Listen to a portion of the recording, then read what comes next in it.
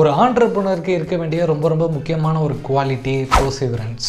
Entrepreneurship ஜேர்னியில் எத்தனை தடைகள் வந்தாலும் எத்தனை தடவை தோத்தாலும் திரும்ப யார் ட்ரை பண்ணிக்கிட்டே இருக்காங்களோ அவங்க தான் கண்டிப்பாக ஒரு நாள் சக்ஸஸ் அச்சீவ் பண்ணுவாங்க. அந்த மாதிரி ஒரு ஆண்டர்பிரினர் அவருடைய கம்பெனியை சேவ் பண்ணுறதுக்காக பண்ண ஒரு கிரேசியான விஷயத்தை பற்றி தான் நம்ம இப்போ பார்க்க போகிறோம். Federal express FedEx logistics services company கண்டிப்பாக எல்லாருக்குமே தெரிஞ்சிருக்கும். அந்த கம்பெனியை இயர்லி 1970s ஃப்ரெட்ரிக் ஸ்மித் அப்படிங்கிறவர் ஸ்டார்ட் பண்ணாரு. நிறைய இன்வெஸ்டர்ஸ் கிட்ட இருந்து பணம் வாங்கி தான் அந்த கம்பெனியை அவர் நடத்திட்டு வந்தாரு. பட் இருந்தாலும் அந்த டைம்ல அவரால் கம்பெனியை ப்ராஃபிட்டபிளா நடத்த முடியல. அந்த டைம்ல கல்ஃப் கண்ட்ரீஸ்லாம் அமெரிக்கா மேல எக்கனாமிக் சாங்ஷன்ஸ் போட்டிருந்தாங்க. அதனால க்ரூட் ஆயிலோட சப்ளை ஸ்டாப் ஆயிடுச்சு. அமெரிக்காவில் பெட்ரோல் டீசலுக்கான டிமாண்ட் அதிகமாயிருச்சு. அது கூடவே அதோட பிரைஸும் பல மடங்கு அதிகமாயிருச்சு. இவர் நடத்திட்டு இருந்தது லாஜிஸ்டிக் சர்வீஸ் கம்பெனி. இவர் கம்பெனியில் இருக்க வண்டிங்கெல்லாம் டெலிவரி கரெக்டாக பண்ணணும் அப்படின்னா அதுக்கு பெட்ரோல் டீசல் வேணும். ஆல்ரெடி கம்பெனி லாஸ்ட்ல போயிட்டு இருந்ததுனால இவரால் கரெக்டாக அந்த ஃபியூயல் காசுலாம் கொடுக்க முடியல. ஃபெடெக்ஸ் கம்பெனிக்கு ஃபியூயல் சப்ளை பண்ணிட்டு இருந்த கம்பெனிக்கு $24,000 பேலன்ஸ் இருந்தது. அதை கொடுத்தா தான் இனிமேல் ஃபியூயல் சப்ளை பண்ணுவோம் அப்படின்னு அந்த கம்பெனிலாம் சொல்லிட்டாங்க.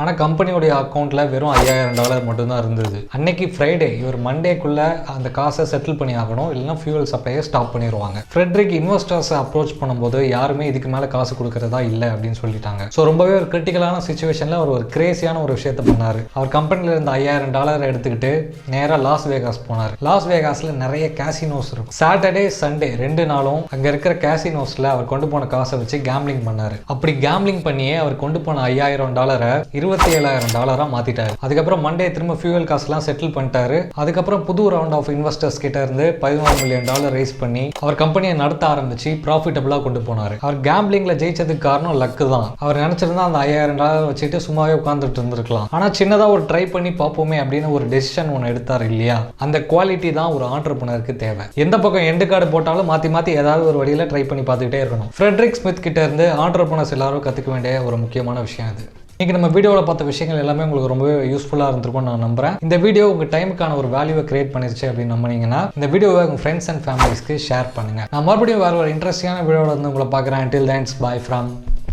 Maddie.